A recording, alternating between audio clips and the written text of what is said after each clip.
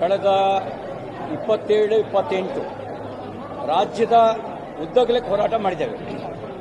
1ನೇ ತಾರೀಕಿನಿಂದ ಜಿಲ್ಲಾ ಕೇಂದ್ರದಲ್ಲಿ ಹೋರಾಟ ಮಾಡಿದ್ದೇವೆ ರೈತರ ಸಮಸ್ಯೆ ಕುರಿತಾಗಿ. ನಾವು ಈ ಅಧಿವೇಶನದಲ್ಲಿ ವಿಶೇಷ ರೂಪದಲ್ಲಿ ಚರ್ಚೆ ಮಾಡೋದು ರೈತರ ಬದುಕಿನ ಸಮಸ್ಯೆಗಳ ಕುರಿತಾಗಿ, ಉತ್ತರ ಕರ್ನಾಟಕದ ಜನರ ಸಮಸ್ಯೆಗಳನ್ನು ಕುರಿತಾಗಿ. ಅದು ಕಬ್ಬು ಬೆಳೆ FRP ನಿಗದಿ ಇರ್ಬೋದು, ರೈತರಿಗೆ ಆಗ್ತಿರೋ ಅನ್ಯಾಯ ಇರ್ಬೋದು, ಮೆಕ್ಕೆಜೋಳ ಖರೀದಿ ಕೇಂದ್ರಕ್ಕಾಗಿ ಕಳೆದ 1.5 ತಿಂಗಳಿಂದ ರೈತರು ಹೋರಾಟ ಮಾಡದೇ ಇದ್ರೂ ಕೂಡ ಈ ಸರ್ಕಾರ ಕಿವುಡಾಗಿ ವರ್ತನೆ ಮಾಡಿದ್ದು, ಕಣ್ಣಿದ್ದು ಕುರುಡಾಗಿ ವರ್ತನೆ ಮಾಡಿದ್ದು ಸಂಬಂಧಪಟ್ಟಂತೆ ಇರ್ಬೋದು.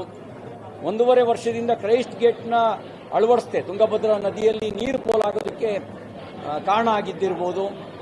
ಇಂತಹ ಜನರ ಬದುಕಿನ ಸಮಸ್ಯೆಗಳನ್ನು ಕುರಿತಾಗಿ ಉತ್ತರ ಕರ್ನಾಟಕಕ್ಕೆ ಈಗ ಸರ್ಕಾರ ಹೇಳಿದೆ 31,000 ಕೋಟಿ ರೂಪಾಯಿ ಅನುದಾನ ಕೊಟ್ಟಿದ್ದೀವಿ ಅಂತ ಹೇಳಿ ಇವತ್ತು ಮಾಧ್ಯಮದಲ್ಲಿ ಬಂದಿದೆ. ಎಲ್ಲೋ ಇತ್ತು ದುಡ್ಡು? ಕೋತಿ ತಾನು ತಿಂದು ಮೇಕೆ ಬಾಯಿಗೆ ಒರೆಸ್ತಾ ಈ ಎಲ್ಲ ವಿಷಯ ಚರ್ಚೆ ಮಾಡ್ತೀವಿ. ಇದುವರೆಗೂ ಉತ್ತರ ಕರ್ನಾಟಕದ ಅಭಿವೃದ್ಧಿಗೆ ಎಷ್ಟು ಹಣವನ್ನು ವಿನಿಯೋಗಿಸಿದಿರಿ, ಎಷ್ಟು ಅನುಷ್ಠಾನ ಆಗಿದೆ, ಅದರ ವೈಟ್ ಪೇಪರ್ ತನ್ನಿ, ಶ್ವೇತಪತ್ರ ತನ್ನಿ.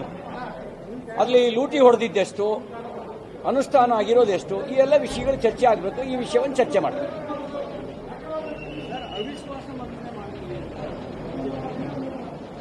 ಕೆಲವರ ಸಲಹೆ ಬಂದಿದೆ. ನಾಳೆ ಶಾಸಕಾಂಗ ಪಕ್ಷದ ಸಭೆ ಇದೆ.